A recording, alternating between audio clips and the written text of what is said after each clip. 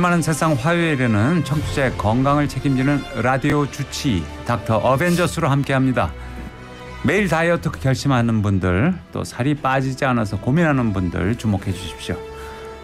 2035년에는 세계 인구의 절반 이상이 비만 또는 과체중이 된다는 경고가 나온 가운데 운동하지 않고 치료할 수 있는 시대도 온다고 하는데요. 비만 치료의 모든 것, 은평성모병원 가정의학과 이재동 선생님과 알아보겠습니다. 선생님 안녕하세요. 네, 안녕하세요. 반갑습니다. 네, 오랜만에 나오셨습니다. 네. 네, 오늘의 주제 비만. 이재동 선생님 전문 분야 아닌가요? 네, 맞습니다. 주로 비만 환자분들을 만나 뵙고 있습니다. 네. 이재동 선생님 몸짱으로 유명하신데 환자들 찾아오시는 환자들이 전부 이재동 선생님 몸 같으면 뭐 문제가 없을 것 같은데.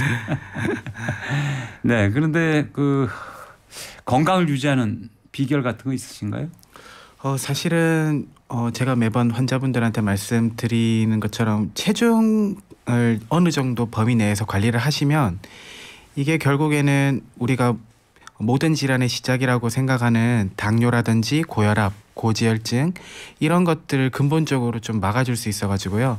그런 것들을 막게 되면 궁극적으로는 뇌혈관 질환이라든지 심혈관 질환 그리고 암 이런 것들 우리를 위협할 수 있는 질환들로부터 굉장히 안전하게 지낼 수 있는 기본 조건이 되는 거죠. 그렇죠. 네. 사실 지금 말씀해 주신 거 당뇨, 네. 고혈압, 고지혈증 이게 뭐 다른 그 큰 병들 다 여기서 시작하는 것도 많잖아요. 네, 맞습니다. 네. 근데 한국의 비만 환자 얼마나 많습니까? 사실 저희 대한비만학회에서는 매년 통계를 모으고 있는데요. 10년 정도 통계를 모아 보면 실제로 20세 이상 성인분들 같은 경우에는 한 36% 정도가 비만에 해당된다고 나와 있고요. 그러니까 거의 3분 중에 1분이 거의 비만에 해당되는 거고 특히 남성분들 같은 경우에는 네. 거의 50%에 육박합니다. 네. 그래서 2분 중에 1분이 거의 비만 상태라는 거죠. 네. 제가 키 177cm에 77kg이거든요. 네. 그러면은 간당간당한가요? 사실은 조금 키와 체중으로 저희가 예. 조금 쉽게 환산할 수 있는 BMI라는 수치 아마 많은 분들이 들어보셨을 텐데요. 네. 그 수치가 우리나라의 경우에는 25 이상이 되면 비만이라고 정의하긴 하는데 사실 같은 체중이더라도 근육량이 얼마인지 지방량이 얼마인지에 따라 너무나 다르기 때문에 단순히 키 체중만으로 제가 지금 위태위태한지 이런 걸 말씀드리기는 좀 조심스러울 것 같습니다. 그렇군요. 그런데 이제 세계 비만재단 자료인데요. 세계 인구 중에 과체중 인구 비율이 2020년에 38%. 그런데 2035년에는 51%가 될 거다. 비만 인구는 2020년 14%에서 2035년엔 24%로 늘어날 거다. 이렇게 예측을 했더라고요. 근데 꾸준히 늘어날 수밖에 없는 이유가 있나요? 네, 일단 말씀하셨던 것처럼 계속 꾸준히 늘어나고 있고요. 인류 역사상 이렇게 비만이 문제가 된 건 사실 처음이라고 보셔도 무방할 것 같습니다.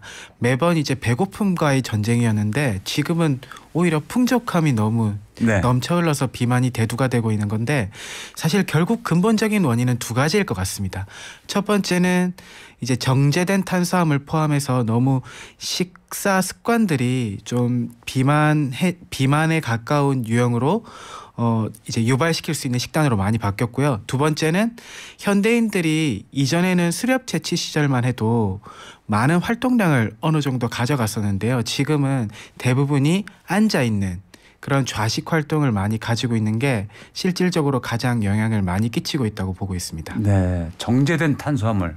네, 네, 그 다음에 이제 에너지 소비가 적다. 네, 맞습니다. 그 2가지. 네, 그러니까 인류의 역사 뭐 20만 년, 30만 년 얘기를 하는데 말이죠. 네, 근데 이렇게 풍족하게 식량이 넘쳐난 거는 한 80년 세계 네. 2차 대전 이후 아닙니까? 맞습니다. 그리고 그 시절에 2차 대전 끝나고 60년대, 70년대에 패스트푸드도 확 늘어났고 네, 나쁜 건 그때부터 시작된 거네요. 네, 맞습니다. 근데 비만이 질병이다. 이렇게 얘기를 하신다고요? 네, 맞습니다. 사실 2019년도에 세계보건기구 즉 WHO에서도 21세기 신종 감염병이라고 얘기할 정도로 이렇게 좀 이제 비만을 단순히 미용적인 관점보다는 질병으로 봐야 된다 이런 것들을 조금 말을 하고 있고요. 각 나라마다 조금씩은 다르긴 하지만 그래도 점차적으로 비만을 만성 질환 혹은 질병이라고 이렇게 인식하는 경우가 점차적으로 늘어나고 있습니다. 근데 이제 우리나라 같은 경우에는 아직까지 그런 질병이란 인식이 점차 확산되고 있지만 제도적으로는 대부분 아직은 보험의 영역에 들어오지는 못하고 있고요. 단순히 비만이라는 게 체중이 많이 나가는 게 아니고 내부적으로 보면 체지방, 말 그대로 우리가 복부 지방 혹은 내장 지방이라고 하는 것들이 쌓인 상태를 말하기 때문에 이런 것들에 대해서 조금 자세하게 알아볼 필요도 있겠습니다. 네, 근데 처음에 이게 단순한 질병이라고 표현하지 않고 WHO에서 신종 전염병이라고 발표를 했다고요? 네. 그건 전염된다. 네. 아이고 무서워. 사실은 우리가 그 일반적으로 호흡기 감염이라든지 이런 것처럼 점령된다는 의미보다는 아무래도 제가 서두에 말씀드렸던 것처럼 그런 정제된 탄수화물을 포함해서 그런 식습관이 일반적인 식단으로 네. 구축이 되고 있고 그리고 생활 습관들이 아무래도 줄어드는 방향으로 가기 때문에 너도 나도 할 것 없이 대부분이 영양권에 있기 때문에 이렇게 표현했다고 봅니다. 네. 네, 여러분들 벌써 문자 보내주고 계신데요. 5584님 출석 안녕하세요. 반갑습니다. 노래 신청하겠습니다 해주셨는데 저희 오인환 PD가 접수를 하였을 겁니다. 네, 샤이닝님 살만한 세상 서두원님 제작진님 오늘도 응원합니다. 선곡 좋습니다. 네, 고맙습니다. 한태엽님 애구야 벌써 시작했네요. 잠깐 뉴스 듣고 왔습니다 해주셨고요. 캠님 도단님 김충원님 출석하시면서 살만한 세상 감사합니다 해주셨습니다. 네, 고맙습니다. 오늘은 비만이나 다이어트와 관련해서 모든 궁금증 보내주시면 고민 해결해드리겠습니다. 이재동 선생님 나와 계시고요. 0951 샵 0951 문자 주시면 고맙겠습니다. 네, 그런데 이제 비만을 만병의 근원이다. 만성질환의 씨앗이다. 이렇게 얘기하는데 치료하지 않으면 얼마나 위험해질까요? 네, 그래서 사실 제가 일반인 분들 대상으로도 비만 강의를 꽤 하는데요. 제가 제일 첫 슬라이드에 나타내는 자료가 바로 비만과 동반 질환입니다. 왜냐하면 모든 치료의 기본은 일방적으로 교육을 하는 것보다 일단 환자분들께 경각심을 일으키는 게 굉장히 중요하다고 보는데요. 그래서 단순히 우리가 이런 미용적인 관점을 탈피해서 비만으로 인해서 얼마나 많은 위험한 질환들이 발생할 수 있는지를 첫 슬라이드에 보여드리면 꽤 이렇게 좀 수능도도 높고 이제 신뢰도를 좀 구축할 수 있다고 보는데요. 단순히 당뇨, 고혈압, 고지혈뿐만이 아니라 우리가 제일 무서워하는 질환 중에 암이 있잖아요. 그렇죠. 13가지 암과의 연관성도 계속 밝혀지고 있고요. 네. 특히 여성분들이 걱정하실 만한 폐경 후에 발생하는 유방암이라든지 그리고 자궁 내막암 이런 것들도 굉장히 의미 있게 연관도가 있다고 밝혀지고 있고요. 네. 뿐만 아니라 대장암, 췌장암 이런 암들도 이런 체중 조절과 연관이 있다는 게 계속 밝혀지고 있습니다. 그런 것들도 다 비만하고 연관이 된다. 네. 네, 그렇군요.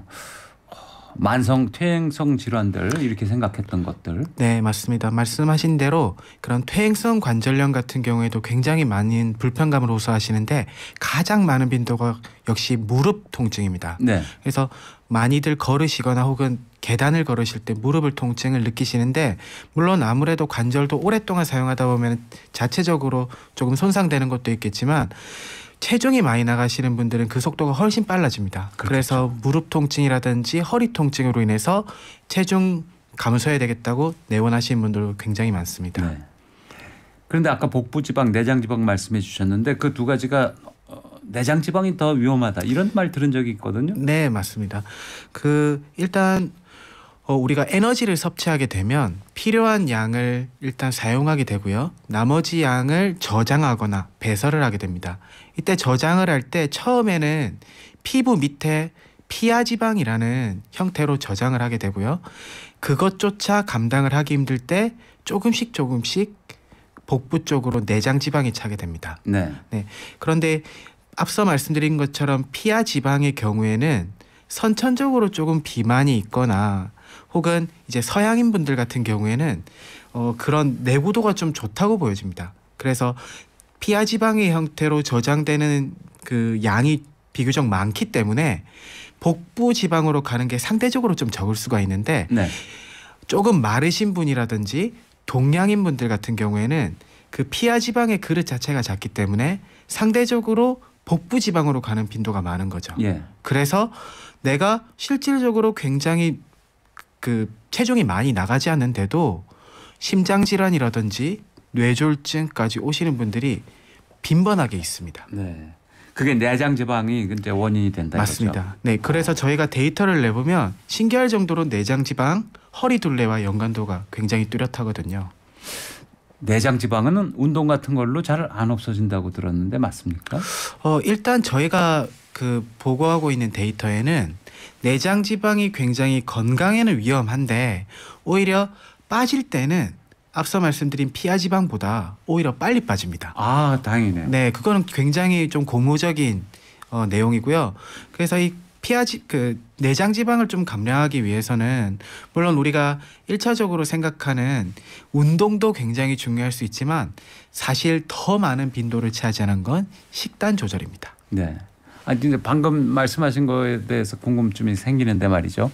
내장 지방이 더 빨리 빠진다. 네, 맞습니다. 그건 좋은 말씀이긴 한데 적지 않은 분들이 나 살 빼면 말이야. 배는 안 빠지고 뭐 얼굴 살 빠져서 확 늙어 보이긴 하고 이런 말씀들 하거든요. 네. 얼굴 살은 이건 피하 지방이잖아요. 네.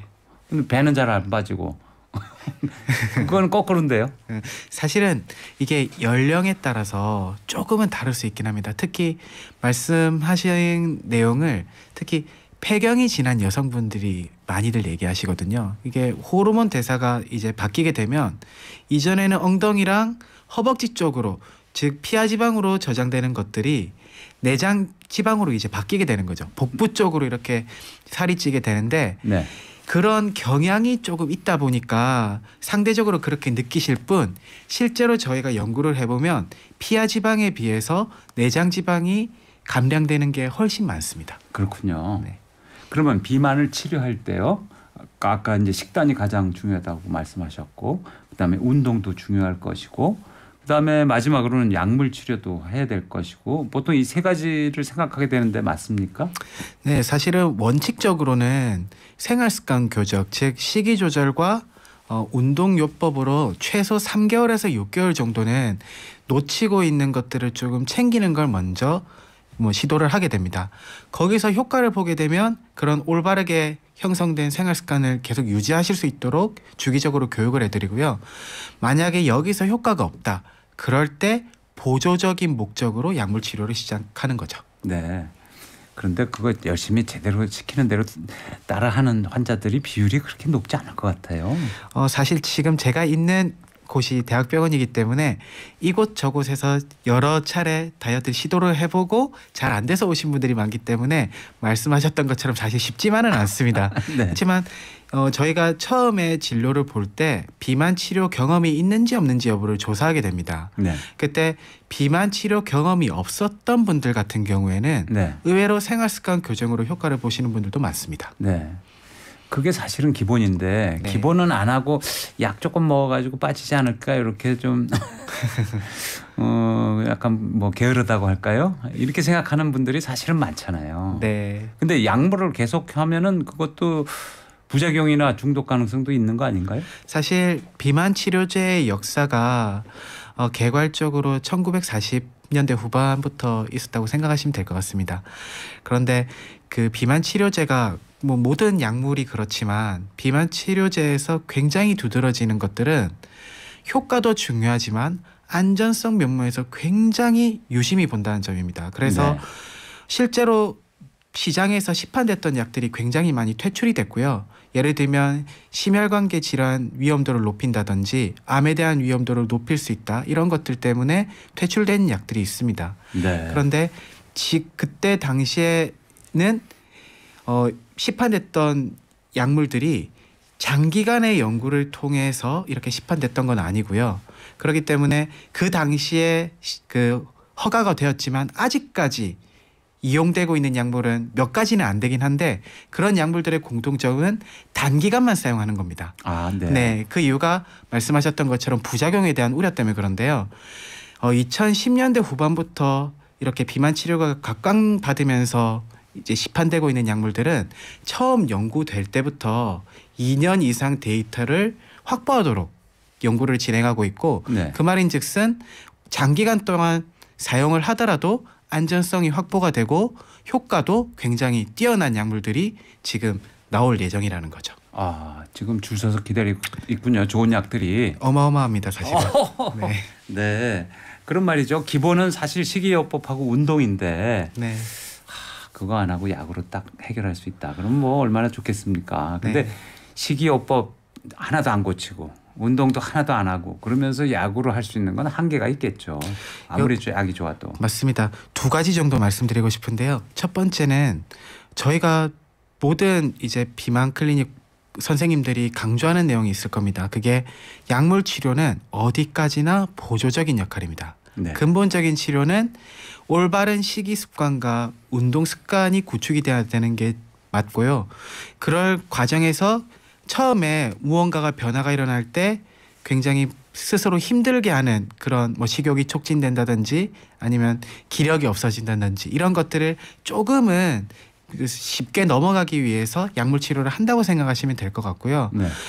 이런 과정에서 만약에 약물 치료가 중단이 된다면 그대로 요요가 오게 됩니다. 아, 네, 그래서 근본적인 치료는 생활습관 교정이라고 말씀드리는 거고요. 이거는 앞으로 나올 약제들 같은 경우에도 마찬가지라는 게 점차적으로 밝혀지고 있습니다. 네. 네, 그래서 제가 두 번째로 말씀드리고 싶은 건 저도 사실은 걱정입니다. 네. 매번 이렇게 말씀드리는데 앞으로 나올 약들이 굉장히 위력이 있다는 얘기가 많이 있으니까요. 아직까지 우리나라에서 시판되고 있지는 않은데 그렇게 되면 제가 환자분들을 볼 때 생활습관 교정을 해야 된다 이런 것들이 어느 정도 이게 효과가 있을지가 조금 걱정되긴 합니다. 왜냐하면 약물 자체 효과가 꽤 세기 때문에 네.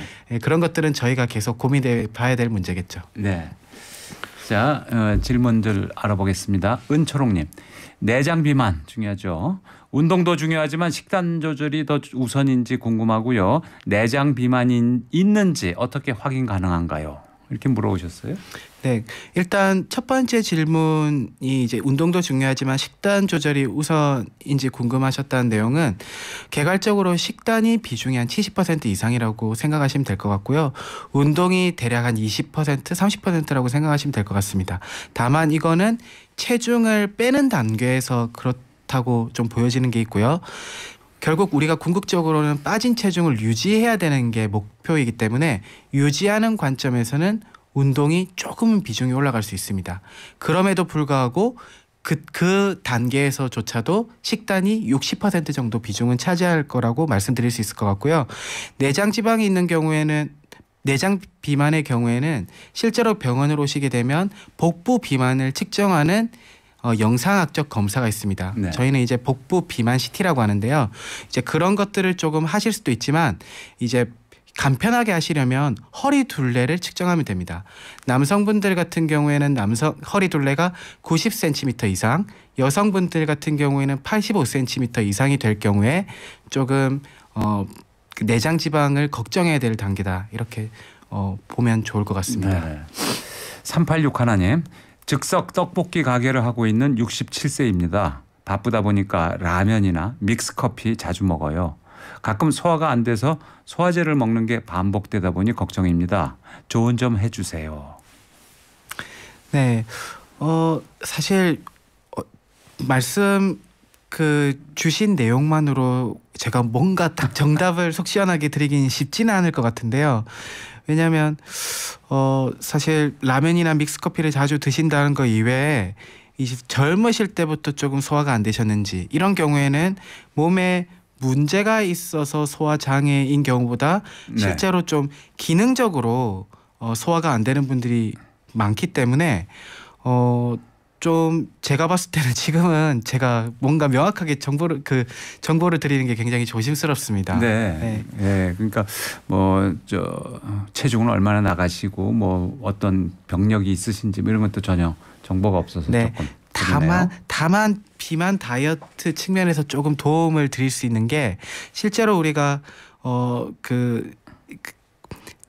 체중이 증가할 때 효소의 기능이 떨어지다 보니까 이런 것들이 에너지로 사용되지 않고 저장되는 경향이 있다는 것들이 데이터가 있기 때문에 네. 이럴 경우에는 오히려 조금 그 소화제 중에서도 조금 효소들이 많이 포함되어 있는 네. 그런 제품들이 있거든요. 예. 그런 것들을 조금 드셔보시면 실제로 굉장히 뭐 뚜렷하진 않지만 그 미세하게나마 체중 감량에도 도움이 된다는 정보가 있긴 합니다. 네, 그렇군요. 효소 있는 저화제. 네. 자, 여기서 넌센스 퀴즈 드리겠습니다. 반성문을 영어로 하면 뭐라고 할까요? 힌트는 세 글자고요. 반성문을 영어로. 넌센스 퀴즈입니다. TBS 앱 또는 50원 유료 문자 샵 0951로 정답을 보내주시면 추첨을 통해서 선물 보내드리겠습니다. 네, 선생님. 그런데 네. 작년이었던가요? 그 비만 치료제가 국제학술지 사이언스에서 2023년의 혁신 성과 이렇게 선정이 됐더라고요. 네.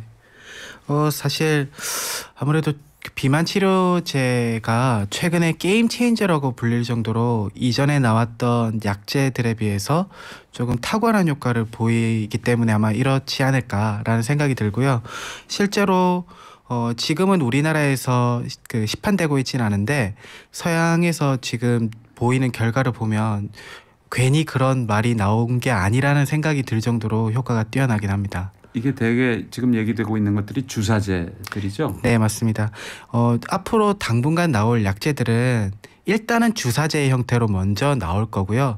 다만 약물 치료를 시행하는 분들 중에 주사제에 대한 공포감을 가지고 있는 분들이 조금 있을 수가 있기 때문에 그런 분들을 위해서라도 동일한 원리를 가지고 있는 경구약도 뒤따라서 나오게 될 것 같습니다. 그럼 이런 약들은 그 체내에 들어가서 지방을 분해해서 배설하게 만들어주는 건가요?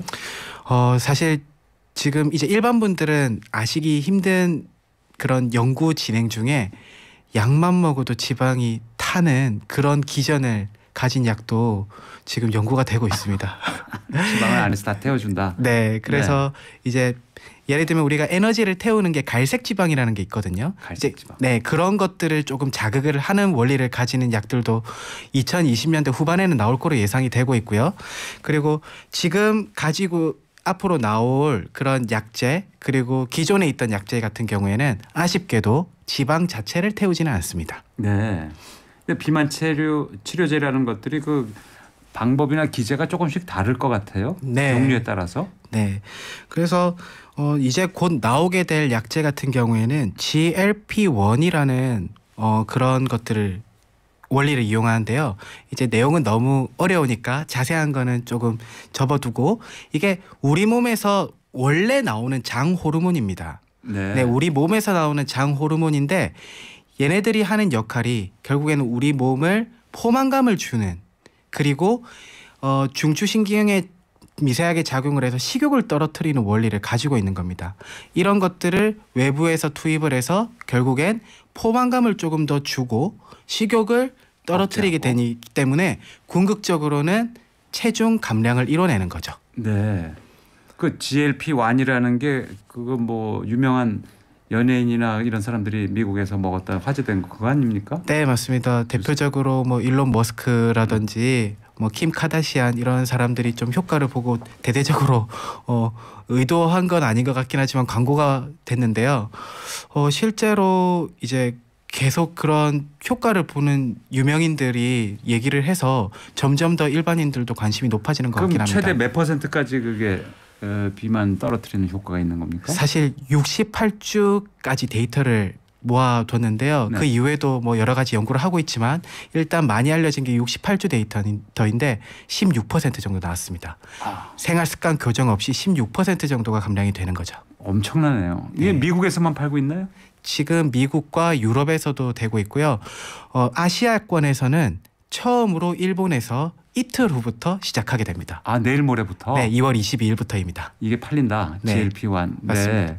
근데 일본은 그 비만 치료제가 보험 대상이죠. 네, 그래서 다행히 사실 사람이 생각하기 따라 조금 다를 것 같은데요. 미국에서는 이 제재가 한 달에 대략 170만 원, 80만 원 정도가 소요가 됩니다. 네. 근데 이제 일본 같은 경우에는 그런 제도적인 거에 힘입어서 대략 한 38만 원 정도의 형성이 될 것 같거든요. 이게 한국에 들어오면 비만 치료제는 한국의 건강보험이 혜택을 못 받죠. 네, 맞습니다. 그 비만 대사 수술 이외에는 혜택을 못 받기 때문에 사실은 미국에 가까운 가격이 형성되지 않을까. 170, 80만 원 한 네, 달에. 네, 맞습니다. 네.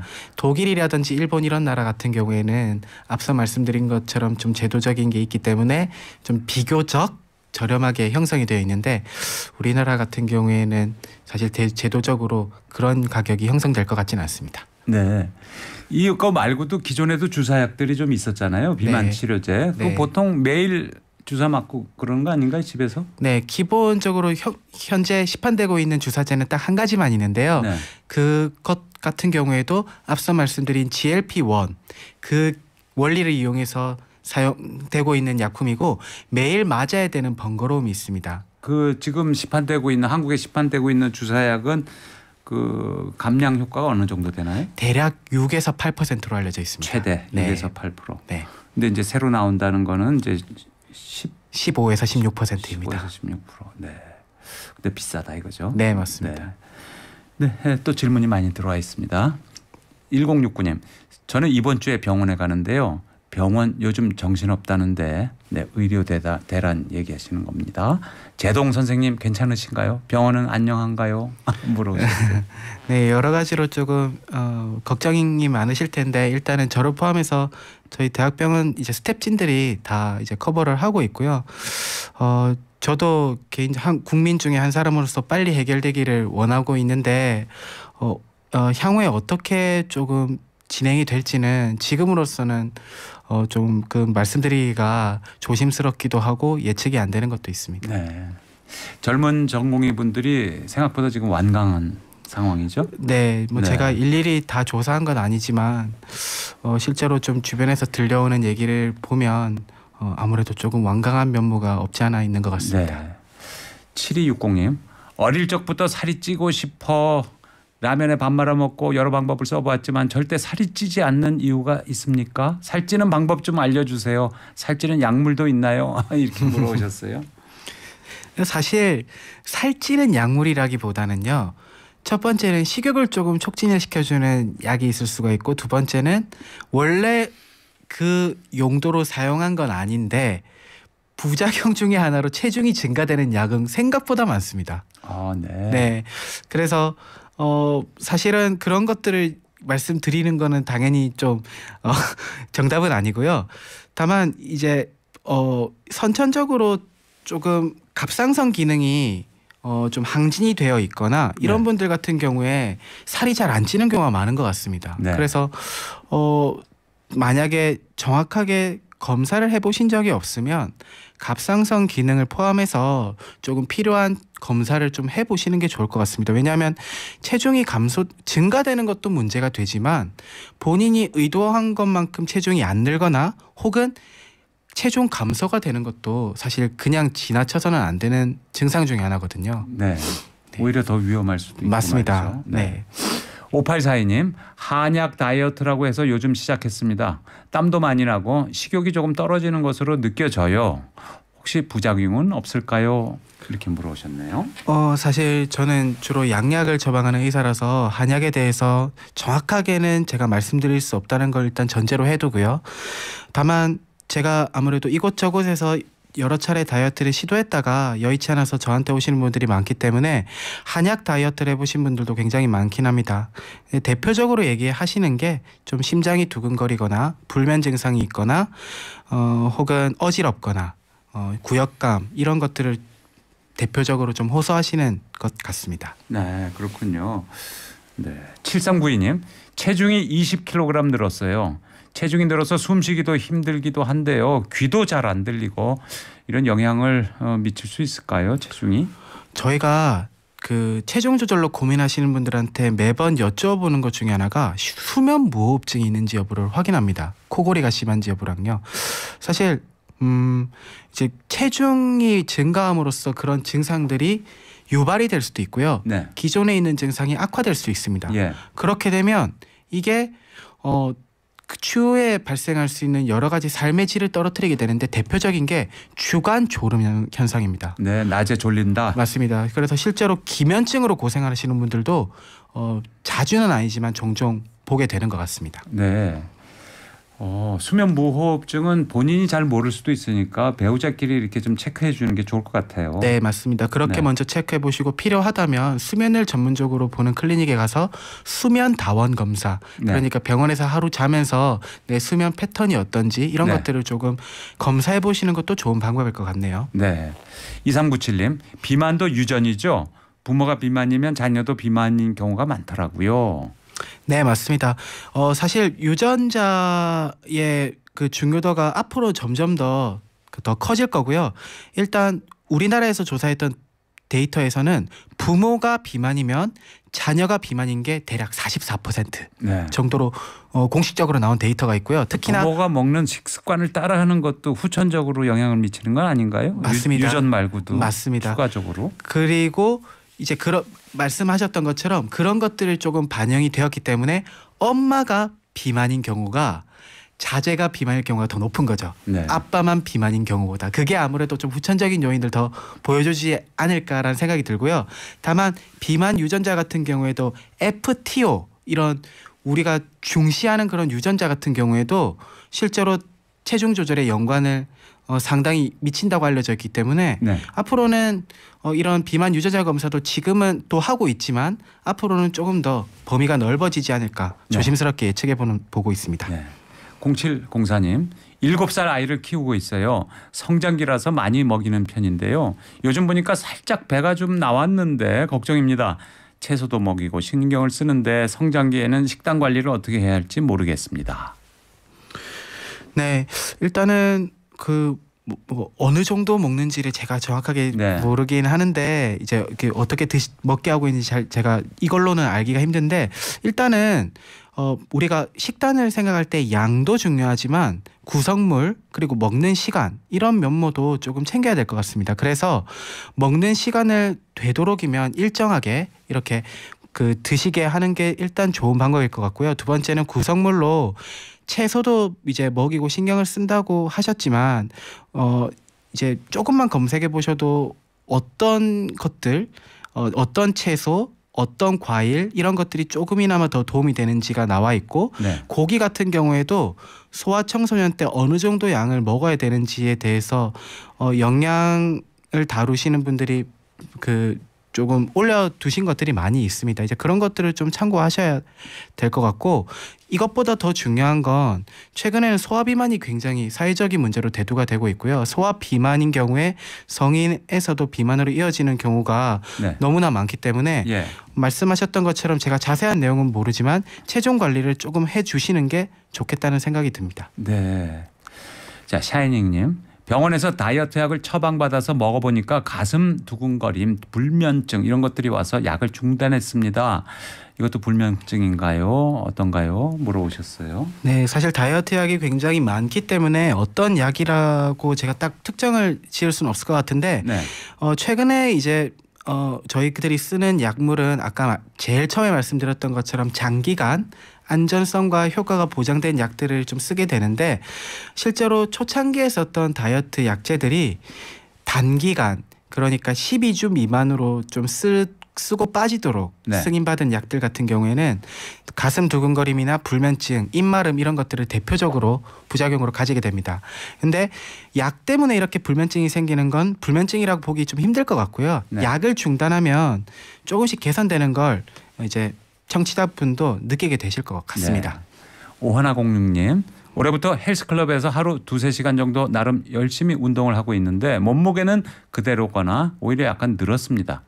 주변에서는 2-3달 지나야 줄 거다 이렇게 해서 믿고 운동을 하고 있는데 맞는 말씀인가요? 네, 조금 이해하기 쉽게 제가 비유를 드리면요. 저희 체온이 36.5도로 설정이 되어 있습니다. 날씨가 춥던지 덥던지 우리 몸에서 자체적으로 그 온도를 유지하려고 하는 거죠. 그런데 체중도 마찬가지입니다. 기존의 청취자분이 예를 들면 80kg였다고 치면 80kg를 계속 유지하려는 경향이 우리 몸에 있는 거죠. 이러한 것들이 어느 정도 설정값을 예를 들면 75kg 혹은 70kg로 바뀌려면 최소 6개월 정도가 걸린다고 알려져 있습니다. 6개월. 네, 그래서 일단 기존의 방식으로 꾸준히 6개월 정도는 유지를 하셔야 어느 정도 만족할 정도의 체중 감량이 있을 거라고 생각됩니다. 네. 7507님, 요즘 부모 사이에서 유명한 게 소아당뇨 걱정입니다. 아이들 사실 과자나 초콜릿, 아이스크림 안 주고 대신 과일을 주는데 이것도 좀 조심해야 되나요? 과일이 비타민도 많고 좋은 것 아닌가요? 사실 과일 같은 경우에도 너무 당분이 높은 것들 같은 경우에는 조심해야 될 필요가 있을 것 같습니다. 지금이 겨울이기 때문에 제가 환자분들께 누누이 말씀드리는 게 귤을 너무 많이 먹지 말라고 말씀을 드리거든요. 이게 귤 같은 건 아시다시피 바구니를 가져다 놓고 자기도 모르게 여러 개를 먹는 경우가 많잖아요. 그래서 그런 것들을 의외로 살이 찌는 원인 중에 하나 혹은 살이 빠지지 않는 원인 중에 하나라고 생각하지 않으신 분들이 많으셔서 일단 그렇게 당도가 높은 과일을 많이 먹고 있는지를 먼저 보시고요. 개인적으로는 블루베리와 같은 맛도 챙길 수 있으면서 칼로리도 낮고 항산화 효과까지 가지고 있는 과일로 조금 바꿔보시면 좋을 것 같다는 생각이 듭니다. 딸기도 당도가 높겠죠? 맞습니다. 제가 봄에는 또 딸기를 좀 조심하라고 말씀드리는 게 있습니다. 가을에는 감을 조심하라고 얘기하고요. 네. 네. 네. 유막고님, 살이 쪄서 요즘 병원에서 운동을 추천했어요. 그래서 탁구나 테니스를 시작했어요. 일주일에 몇 번이나 운동을 해야 될까요? 일단은 전제 조건으로 운동을 만약에 체중 감량 효과로 하시려면요. 본인한테 맞는 정답이 있습니다.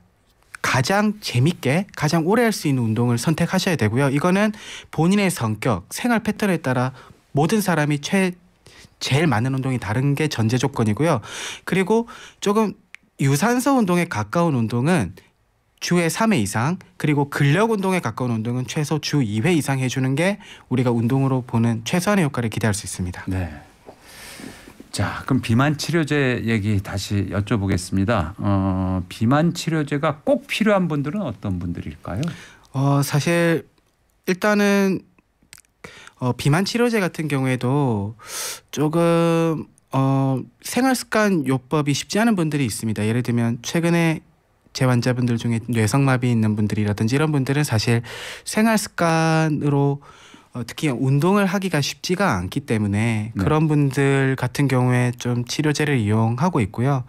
그리고 생활습관 중에 특히나 식탐이 굉장히 강하신 분들이 있습니다. 네, 있죠. 식탐이 굉장히 강하신 분들 같은 경우에는 생활습관 교정만으로 우리가 만족할 만한 결과를 내기가 사실은 쉽지 않기 때문에 조금 그런 것들을 경감시켜 줄 수 있는 약제를 쓰는 게 네. 조금은 더 효율적인 방법이지 않을까 네. 생각하고 있습니다. 제 주변에 이제 주사제를 썼던 분이 계신데 주사제를 써서 조금 효과를 봤대요. 그런 주사제를 끊더라고요. 그러더니 네. 또 이제 또 써야 되겠다 그래서 주사제를 쓰는데 옛날에 효과 봤던 것만큼 효과가 안 난다. 뭐 이런 얘기를 들었어요. 내성이 있나요, 주사제가? 네, 말씀하셨던 것처럼 내성에 대한 것도 있고요. 일단 그게 가장 큰 원인일 것 같고, 두 번째는 우리가 다이어트를 한번 하고 나서 요요가 오게 되는 경우에는 동일한 체중이더라도 이전에 비해서 근육이 더 빠진 상태일 거고 지방이 더 찬 상태일 겁니다. 네. 그 말인즉슨 다이어트가 더 힘든 체형으로 바뀌어 있다는 거죠. 네. 그래서 그런 걸로 인해서 효과가 떨어진 것도 없지 않아 비중을 차지할 것 같습니다. 아, 그렇군요. 그럼 주사제 부작용 같은 건 없을까요? 저 청취자분들 중에 두드러기나 피부에 문제가 생겼어요 하는 분이 계세요. 0704님 주사제를 썼는데 말이죠. 네, 맞습니다. 피부가 예민하신 분들의 주사제 접종 부위 주변으로 네. 발진이라든지 가려움 이런 것들을 호소하시는 분들이 간혹 계시고요. 네. 이런 것들을 조금 이제 해결하기 위해서 앞으로는 동일한 원리의 경구약이 있고 지금도 사실 주사제를 바로바로 이렇게 경구약으로 바꿀 수 있는 선택지가 있기 때문에 그런 방법을 조금 생각해 보시면 될 것 같습니다. 네. 일론 머스크가 쓴 주사약이 일본에 내일 모레부터 나온다 그러고 한국에도 얼마 있으면 들어올 거고 또 그거보다 더 엄청난 약도 준비되고 있다고요? 맞습니다. 지금 이제 제파운드라는 약으로 나올 약은 23%라고 알려져 있습니다. 사실 그러면 수술로 비만 대사 수술로 하는 거랑 차이가 거의 없어지는 건데요. 네. 그럼에도 불구하고 생활 습관이 올바르게 형성되지 않으면 다 요요가 옵니다. 네. 이런 위력적인 약도. 그래서 제가 오늘 아무래도 여러분들이 궁금해하실 내용이 비만 체려제라서 네. 그거 위주로 말씀드렸지만 항상 명심하셔야 될 것은 올바른 생활 습관이라는 걸 항상 염두에 두시길 바랍니다. 네, 선생님 역시 정답은 그런 데 있군요. 네, 이재동 선생님 오늘 말씀 잘 들었습니다. 감사합니다. 감사합니다. 그리고 선생님 오늘 퀴즈 정답 아셨어요? 저는 사실 몰랐습니다. 네. 자, 퀴즈 정답과 당첨자 발표해 드리겠습니다. 반성문을 영어로 하면 뭘까요? 글로벌입니다. 글로벌. 글로벌을 받는다. 글로벌. 네, 많은 분들 정답 보내주셨는데요. 3027님 당첨되셨습니다. 축하드립니다. 3027님 이런 말씀도 남겨주셨어요. 저는 35년 전 아이를 가졌을 때 그때 찐살이 아직도 안 빠지고 있네요. 호호호. 다이어트는 끝이 없는 것 같아요. 정답은 글로벌이라네요. 맞을까요? 해주셨습니다. 네, 선물 드리겠습니다. 건강한 다이어트 하시고요. 네, 자식분들과도 행복한 세월 보내시기 바라겠습니다. 네, 오늘 시간 여기서 마쳐야 되겠습니다. 부석순이 부르는 파이팅 해야지 들으면서 내일로 인사를 넘기겠습니다. 지금까지 살만한 세상 서두원이었습니다.